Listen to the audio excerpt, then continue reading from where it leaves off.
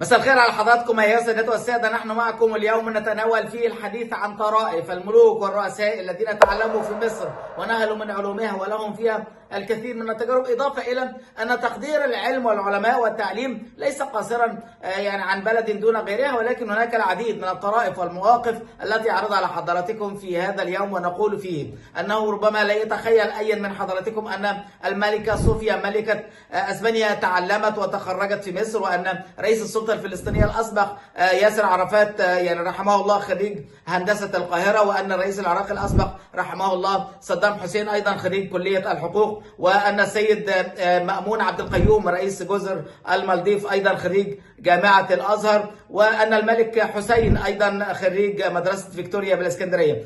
الكثير من الملوك والرؤساء في الدول الإفريقية والأمراء العرب أيضا خريجي جامعات مصرية. ولما بنتكلم أيها السادة والسادة عن المشاهير اللي اتعلموا في مصر نهلوا من علومها في فترة الستينات، احنا بنتكلم عن مصر اللي بدأت في منذ قرون بابتعاث المصريين إلى الخارج بعثات إلى أوروبا للتعلم، واستخدمت أيضا خبراء هنا إلى مصر، وأنشأت العديد من المدارس وقصور تعليمية ليست في القاهرة فقط أو المدن الرئيسية في مصر، ولكن أيضا في الصعيد والأرياف وكذلك مراكز القرى. لما بنقول كده بنقول إن التعليم ده هو اللي أنجب لنا كتاب عظماء أنتجوا لنا طه حسين والعقاد ورفعت الطاوي وقاسم أمين ونجيب محفوظ وزويل ومصطفى مشرفة والكثير من المشاهير عبر القرون الماضية. تعالوا مع حضراتكم نعرض بعض الطرائف للرؤساء الذين تعلموا في مصر، إضافة إلى طرائف أخرى من على مستوى العالم. نقول الآتي: أن السيد صدام حسين كان يتعلم في مصر، فسنة 1960 لما جه مصر يكمل تعليمه بعد لما انضم لحزب البعث، التحق بكلية الحقوق جامعة القاهرة، واختار منطقة الدقي ان هو يقيم فيها. طبعا لما كان بيروح لمطعم مشويات او عايز ياكل في حي دقي، هو اصلا كان رحمه الله كان بيفضل سندوتشات الاسكالوب والروز بيف، فاوقات كتير الرئيس الراحل ما كانش عنده ثمن السندوتشات دي، فكان بيقعد على القهوة في مقهى معين ويبعت واحد من العمال يجيب له الاكل من صاحب المطعم، وبلغه ان الاكل ده خاص بالطالب العراقي صدام حسين، ولما يجي له فلوس هيسددها بصفه عامه.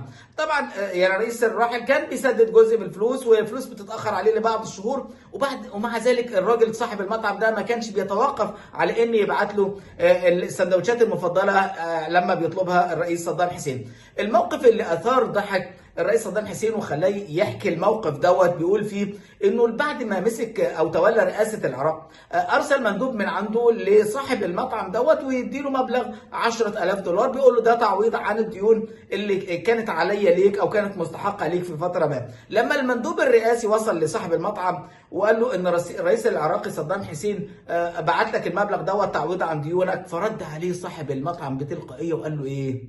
هو الاستاذ صدام لقى شغل؟ الأستاذ صدام لقى شغل؟ فالراجل الكلمة دي لما بيحكيها الرئيس الراحل صدام حسين رحمه الله بيحكيها وهي كلمة مشهورة عنه، بيقولها ويقهقه ويضحك، لكنه أبدا لن ينسى فضل المصريين عليه، وأصبح للرئيس الراحل صدام حسين كلمة مشهورة إن اللي يغلط في المصري كأنه غلط في صدام شخصيا.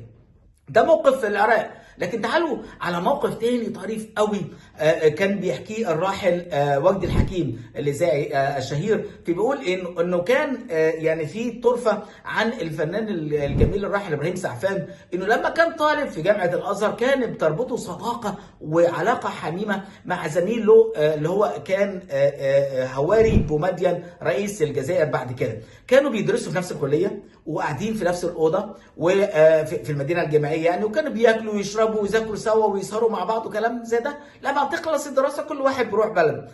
طبعا هواري بومدين كان معروف باسم محمد ابراهيم بوخروبه. لما رجع الجزائر وانخرط في العمل السياسي وكلام من حصل انقلاب على الرئيس بن بيلا، واصبح الرئيس بومدين رئيس الجزائر في مرحله سنيه صغيره. طبعا ابراهيم سعفان في الفتره دي اخذ منحى الفن وكان ممثل بسيط بطريقه او باخرى. لما هواري بومدين جاء مصر وقعد في قصر القبه، ف يعني رفض لقاء مسؤولين وطلب من وجدي الحكيم ان هو يجيب له يعني ابراهيم سعفان من تحت الارض. وجدي الحكيم لف لفتين وفي الاخر لقى ابراهيم سعفان في نادي الممثلين واخده وراح بيه على القصر. ابراهيم طول الطريق بيساله رايحين فين، هنقابل مين؟ ما قالش. اول ما دخل ابراهيم سعفان دخل القصر، اول ما شاف صاحبه اللي هو هواري بمدين طلع يجري عليه وحضنه وقال له ايه اللي جابك هنا؟ ده انت شكلك اشتغلت مع ناس مهمين، الله يسهل لك يا عم. فطبعا الموجودين نبهوا ابراهيم سعفان ان انت امام فخامه الزعيم هواري بمدين رئيس جمهوريه الجزائر. ابراهيم هنا بقى بص وذهل وقال له الله يخرب بيتك، كده كلمه بعفويه. فهواري بومدين مات من الضحك وتقريبا كان يقع على الارض. وجدي الحكيم طبعا لما بيحكي الموقف ده بيقول لك ان ابراهيم سعفان يعني تفكيره ويعني سلوكه تغير 180 درجه، فقعد يترعش كده قدام بمدين. فيعني كل ما بمدين يقول له حاجه يقول له حاضر سعاده البيه، حاضر يا سعاده البيه. فبيقول له ازيك يا ابراهيم، ولادك عاملين ايه؟ بخير يا سعاده البيه. مبسوط في حياتك يا ابراهيم؟ الحمد لله يا سعاده البيه. يبقى تعالى زورني يا ابراهيم في الجزائر وبيتي مفتوح لك. حاضر يا سعاده البيه، ان شاء الله يا سعاده البيه. ففضل على كده سعاده البيه سعاده البيه سعاده البيه لحد لما هم طالعين من قصر القبه. فبيقول لوجدي الحكيم ده انا يا اخي حظي اسود حتى في اصحابي. فقال له ليه؟ قال له اليوم اللي الاقي فيه صاحبي وصديق عمري من سنين الاقيه بقى رئيس جمهوريه. فطبعا يعني حتى انا كنت عايزه يبقى مخرج اذاعي او مسرحي او سينمائي ممكن يديني شغل امثله. ده اللي كان بيحكيه وجدي الحكيم عن ابراهيم سعفان وهواري بمدين وتواجده ايضا في مصر. موقف اخر يا سادات الساده لحاكم الشارقه، وحاكم الشارقه اللي هو الدكتور سلطان القاسمي. ده كان يعني كان له حكايه طريفه مع حارس عقار عندما كان موجود في مصر وقعد هنا 4 سنين. حارس العقار ده كان اسمه الحاج ابراهيم علي حسن، وكان ده مسؤول عن العقار اللي قعد فيه يعني سلطان القاسمي لما درس في القاهره فتره الستينات. والحاج ابراهيم دوت له واقعه طريفه. الدكتور سلطان القاسمي كان احتاج مال او بعض المال واتزنق زي اي حد يعني، فطلب من الحاج ابراهيم ده فلوس. فالحاج ابراهيم باع ذهب زوجته وبناته عشان يوفر للشيخ سلطان ال 300 جنيه اللي كان محتاجهم للضروره القصوى. هنا الدكتور سلطان بيقول ايه؟ بيقول ان الحادثه دي انا اورثها لاولادي وبناتي واحفادي ومش هتمحو او تمحى من ذاكرتي. بيقول الموقف ده اللي عمله الحاج ابراهيم هو اللي زرع حب مصر في قلبي. عشان كده لا هو بيقول يعني الدكتور سلطان اللي ما يعرفش مصر وعايز يعرفها يعرف ناسها عشان ممكن بعد كده يعرف مصر. الطريق بقى ان عم ابراهيم دوت بيقول انه لما جه طالب سلطان القاسمي يسكن عنده رفض لانه كان قاعد لوحده، وده اللي خلى الدكتور سلطان يصمم انه يسكن في المكان دوت، وان المكان ده طاهر وامنيته انه يقعد في مكان طاهر زي ده. يا السادات والساده، لما بنتكلم عن الوفاء ونتكلم عن المعلم ونتكلم عن الذكريات على مستوى العالم، هناك مواقف طريفة أيضا على مستوى العالم، ومنها الآتي: إن سلطان قابوس بن سعيد سلطان عمان رحمه الله كان عنده بروتوكول خاص بيه، ما كانش بيروح المطار لاي حد وما بيستقبلش اي شخصيه من اي بلد في المطار. لكن هو كسر التقليد ده